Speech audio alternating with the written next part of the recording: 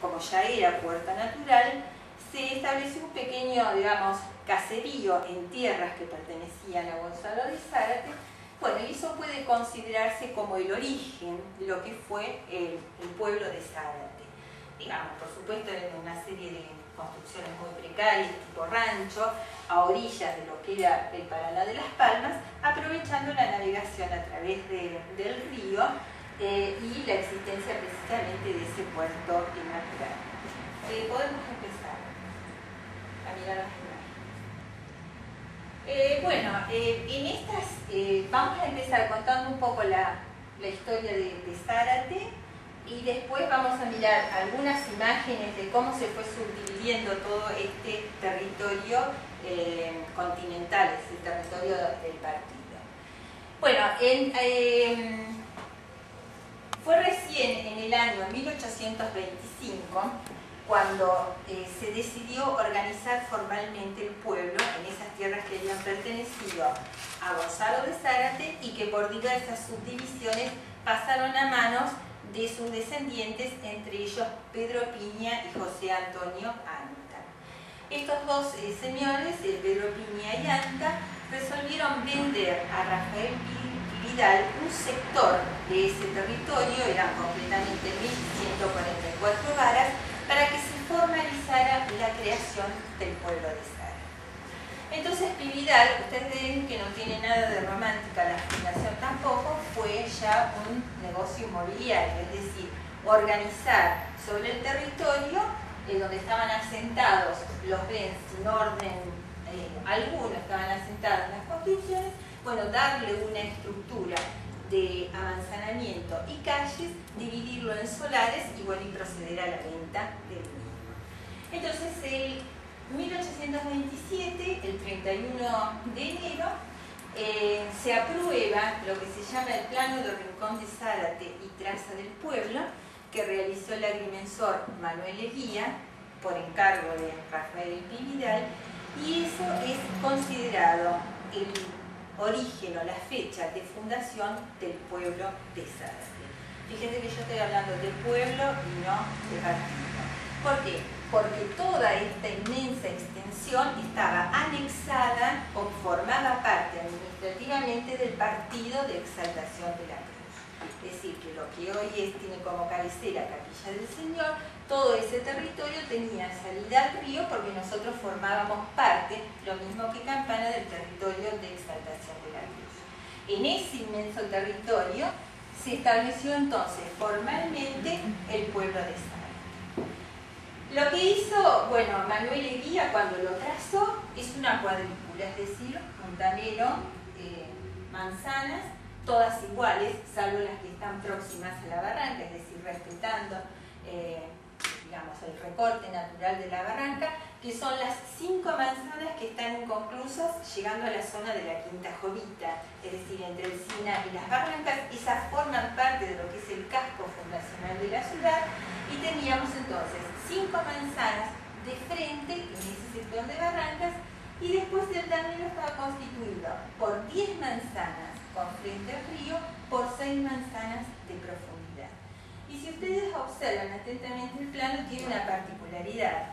La plaza está ubicada en el centro de 4 manzanas, es decir, el tablero se interrumpe, deja libre un amplio espacio de 4 manzanas y en el centro colocan una manzana, también de 86 metros con 60, donde debía estar construida la plaza, y la iglesia y los edificios principales del pueblo, que tenían el encargo de construir. Por supuesto que el oratorio se construyó, la iglesia se construyó, pero era tan precaria esa construcción que al poco tiempo se cayó. Estaba ubicada en lo que hoy es el Banco de la Nación, porque quedaba justo en ese, digamos, después cuando van a ver la partición de manzanas, quedaba justo en el centro de esa madera.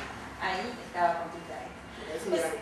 Claro, la calle más ancha, fíjense, es la calle Rivadavia, que bueno, después se prolongó con salida al río. Como ustedes ven, bueno, siempre protestamos que Zárate tiene calles angostas, muy estrechas. es su origen. En esa época, bueno, era un urbanismo de tipo cuadricular, era una cuadrícula, ya les digo, perfecta, que se esparcía ilimitadamente sobre un territorio prácticamente llano, sin demasiados accidentes. Después vamos a ver la evolución, y con un criterio de calles muy estrechas. Las calles de Zárate, las del casco fundacional, tienen 13 metros con 86 de ancho, de lo que se llama de línea municipal a línea municipal. Pero estamos hablando del año 1827, un urbanismo incipiente que lo que respetaba era el trazado de líneas, les vuelvo a decir, con la repetición de cuadrículas a lo largo de todo el territorio. Por eso a veces cuando la gente dice, uy, el trazado de Campana tiene estructura más amplia, porque Campana tiene 50, se trazó 50 años después, cuando urbanísticamente estaba como modelo otro trazado que es el mismo de La Plata, era con los grandes boulevards, las avenidas, respondía a principios higienistas, y en este caso solo responden a un criterio de ordenamiento y por supuesto de especulación inmobiliaria, es decir, cuanto más se aprovecha un territorio para parcelar, y, o sea, una manzana para generar terrenos y se deja lo mínimo posible para el tránsito y demás, bueno, obedece, digamos, a un criterio de esa época que era un criterio de tipo solamente de ordenamiento y especulación. Fíjense que los que estaban trazados sin orden, es decir, los ranchos, las construcciones primeras, quedaron, digamos, ubicadas hasta que, bueno, con el correr del tiempo se fue regularizando la situación.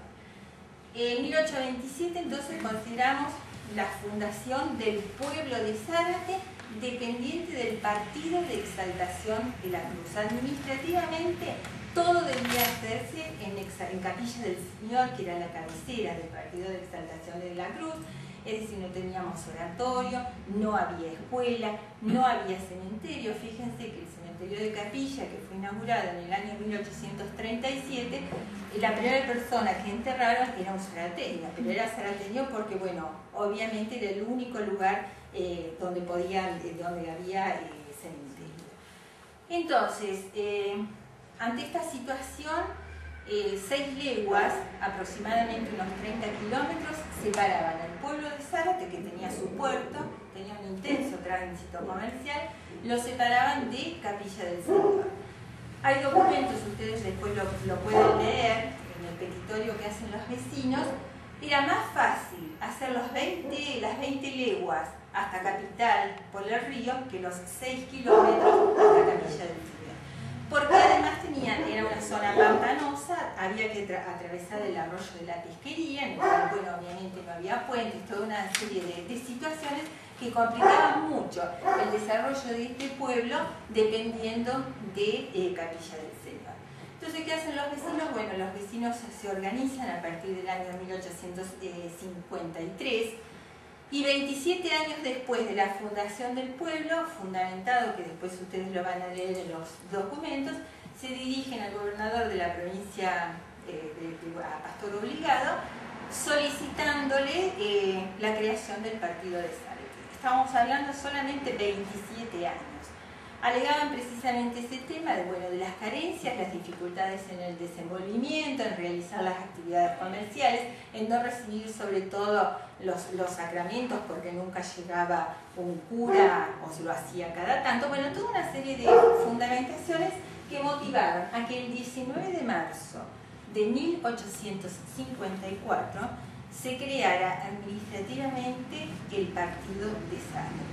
Es decir, fue un acto administrativo del entonces gobernador Pastor Obligado que creó el partido de Zárate en el cuartel segundo que pertenecía a Exaltación de la Cruz con la delimitación que vemos acá.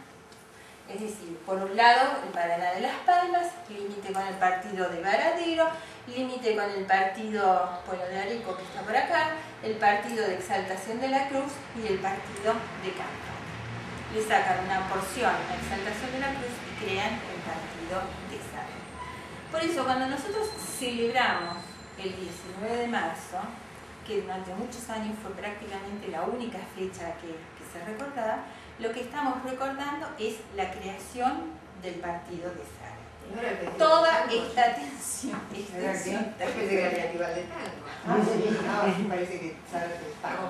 O sea, eso es lo que la celebración. Pero eso no indica que Zárate nació en ese momento, es decir, como vemos tiene toda una historia muy resumida, pero toda una historia anterior y siempre de la mano de la ciudad cabecera, que bueno, muchas veces motiva el conflicto con la localidad de Lima, pero nosotros somos de alguna manera la cabecera.